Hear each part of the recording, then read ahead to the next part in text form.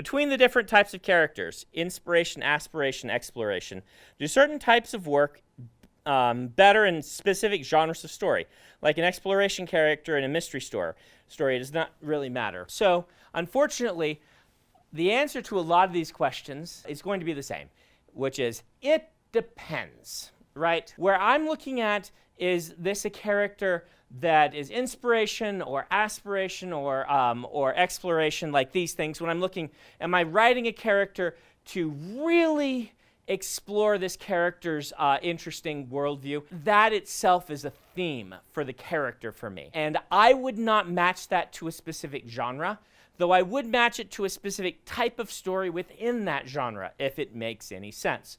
I would not probably, for instance, in a fast-paced thriller, most of the time, do a character where I'm trying to get a really nuanced look at how this different type of character lives their life.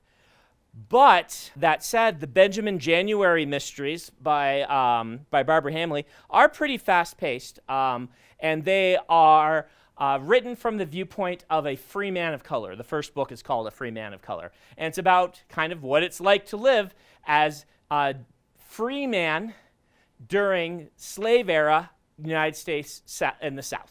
And they are a really interesting exploration of that. And they're mysteries, so they're a little bit more on the cozy side than they are on the thriller side. But still, that character matched really well because that setting kind of screams, hey, New Orleans in this era had a lot of interesting and excruciating race things going on.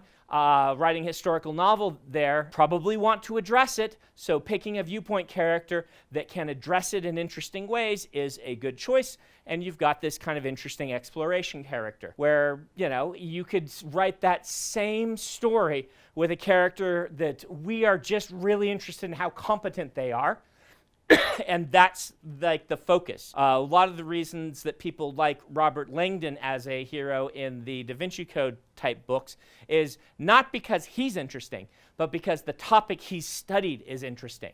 And you're not exploring who he is. You're exploring symbolism and symbology and all of these sorts of things in kind of a pop culture, popcorn sort of way. So ask yourself more, what kind of theme and feel do I want for my story? And can I pick characters that will enhance and add nuance to this theme and feel in the way I want to write? And honestly, every character that I write has a little bit of all three. And I would expect that most characters you write will have a little bit of all three. So really, it depends on what you want to do.